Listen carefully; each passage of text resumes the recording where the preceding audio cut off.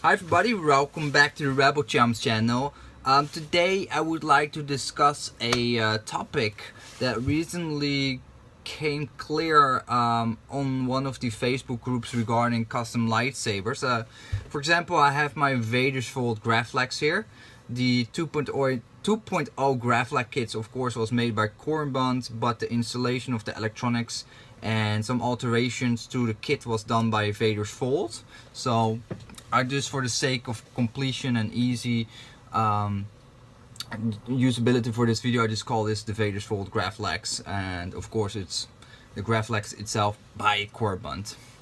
Anyway, what I want to talk about is the discussion that was brought up on that Facebook page, and one of the important things that came up was that there were some people having issues with their Vader's Vault saber. So they received their Vader's Vault saber and it had some issues. For example, it had false ghost wings. Like, let me turn it on. So for example, this sound font, this is the Graflex sound fonts by, I think, Lord Blako, works pretty fine. Out of the box, no alterations to the soundboard are necessary. So nothing wrong there. Now I'm just gonna take another sound font. So what I did was I just load up sound fonts directly to the to the SD card. No alterations were made to the config file.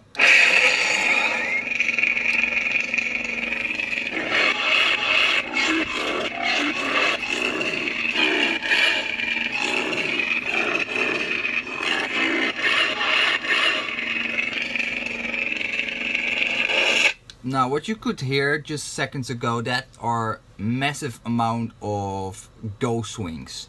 Now you would think that is something weird. Why would the lightsaber make that a massive amount of ghost wings? Now first of all, when you buy a higher end soundboard, let's say one that has customizable sound fonts and has a lot of configurable features on the soundboard itself, then you basically have a high-end soundboard. And a high-end soundboard means there's actually a lot more work that you actually have to do manually than you would expect. Not all sound fonts will work out of the box directly on your lightsaber with said soundboard. There are settings you have to adjust per sound font on the soundboard. Let's say the sensitivity, the class, the other configurations, the LED, how bright the main LED is, and the secondary for fog, the color mixing if you have RGB. All those settings you still have to make yourself. If, for example, you have a Vader's Vault with the standard sound fonts and you only want to use the standard sound font, nowadays even let's say the Vader's Vault Havoc will come with its own Havoc sound font. That sound font has been tailored for the crystal shard with set settings. So you know the settings are correct and the sound font will be best performing. If you download another sound font from saberfonts.com, that sound font is not readily installed and guaranteed to work. Let's say just as the sound font you just heard, it doesn't work out of the box. You need to do some work there, and it basically means you have to dig into the config file and make alterations to values. Now a lot of people that have zero clue about this and don't feel comfortable with doing that, buying a Vader's Vault lightsaber or any other custom lightsaber that has a higher end soundboard that is editable, they buy it with the expectation it will work flawlessly out of the box because they paid a lot of money for it and they waited a long time for it in most cases. Now the problem is people are buying, basically you buy a Ferrari and there's a lot to it. It's not just the engine, it's everything, the whole package. It's a race car, there's a lot of features, you can adjust it in every way you want, and it doesn't per se mean it's a set and forget. Like you take it out of the box, the lightsaber out of the box, and then you turn it on and it works flawlessly. No, you need to tinker with it, because it has so much flexibility for you to go in every direction you want. That also means that the configuration is not preset for every potential configuration or sound font that you want to explore. That's just not possible, and it is of course achievable, but then you have to dig into the config file yourself and make alterations. So another sound font.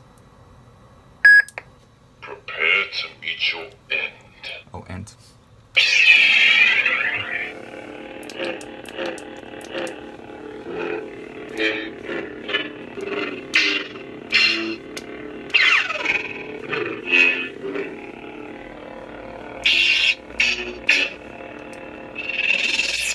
Just another random sound font. No ghost swings. Works fine. Why? I don't know. Just certain sound fonts works better with the soundboard than others, and with set configurations that are now preset on the soundboard. So that means if, like the last sound font that I let you hear with all the ghost swings and whatnot, that means you have to do some configuration if you want to have it work perfectly on that saber with that soundboard. And it's not only like, in this case it's a Vader's Vault crystal shard, it can be any higher end soundboard, including the Prism and even the Nano Biscotti for that matter. It's just you have so much flexibility to create and the certain desired outcome that there's too many variables that are not catered in the standard configuration. You have to do it yourself, so you need to be prepared for that. You need to be aware of that. And what I realized is, when I started to get in this hobby, that's only a year ago, I had no clue. It took me getting a few Vader's Vault lightsabers that had a custom sound, customizable soundboard, because before I never experienced that. And then I started to think, wow, that's actually, it's a lot more to it than you expect. You just think, oh, I slap 500, 600 US dollar and I buy a high-end saber and that's it, done and dusted. But then you have a very high-end saber, soundband, everything, and that actually means there's a lot more work to it than you would expect.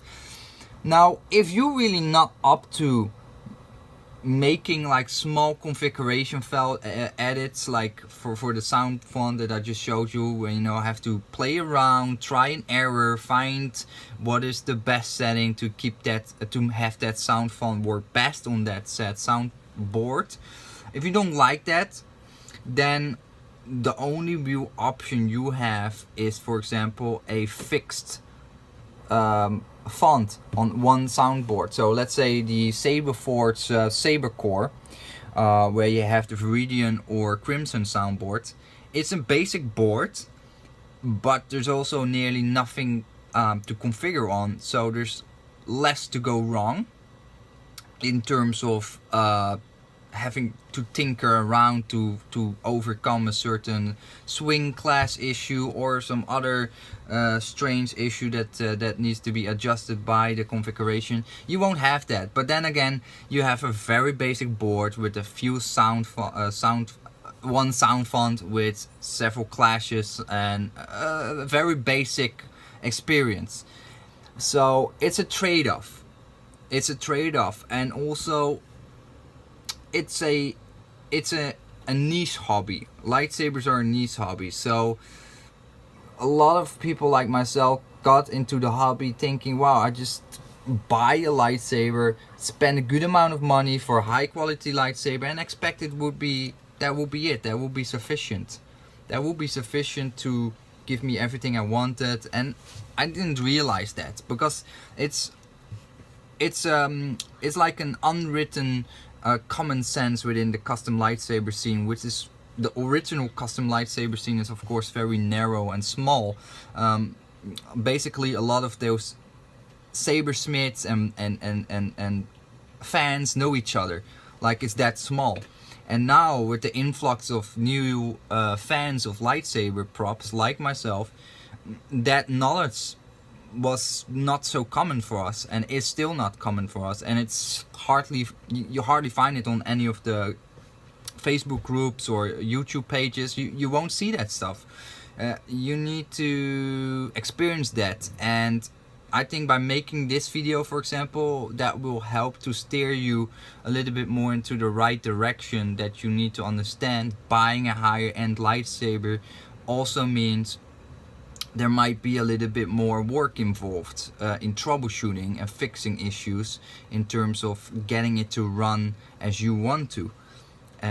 Because there's simply so much flexibility on those soundboards. And if you're not up for that, then you should stick to, for now, maybe with just a more simplistic soundboard. And I think a Pico Crumble, Saber Core, I forgot the, I think it was the Emerald Light from Ultra Sabers. Those kind of soundboards, just one single sound font, a few settings, and that's it. Very basic, always works out of the box with that particular sound font. But of course it gets pretty fast boring because you only have one sound font at a time. Anyway, that's just a small piece of information that I wanted to share. Now I will do more videos on the actual sound boards and the configurations. I think that would be an interesting portion of information to be found by you. But just, yeah, please bear in mind, it's really not that when you buy an expensive lightsaber over a few $100 US, that it per se means that you can expect it to work flawlessly. It won't, because it's just, you're buying something that has so much flexibility and so much endless options that you have to do some work yourself to get the proper results, because that's just how it works with the custom lightsabers. It's really not that straightforward. It's not rocket science either. Like, everybody can solve this. Like, everybody can solve the swing clash sounds, like the sound font that you heard earlier with all those ghost swings. That can be easily resolved. You just have to do some trial and error. That means you maybe have to spend 15-20 minutes trying out different settings before you're happy with the results. That's unfortunately the case, and that you have to be prepared for when you buy a saber like this, that costs a lot of money and has a high-end soundboard. That's what it is. That's part of the hobby. That's why I like it. But I can understand it's not everybody's cup of tea, and I think also there is still some education that has to be done, because there's a lot of new fans, as I said before, like myself, not fully aware on what's going on, how it actually works, and what to expect. And strangely enough, people like us, the new guys, are still willing to spend like $500-600 US on a lightsaber, and then we realize, oh, yeah, I didn't expect I have to do that myself. But that's how it is. Take care, stay scummy, and see you next time.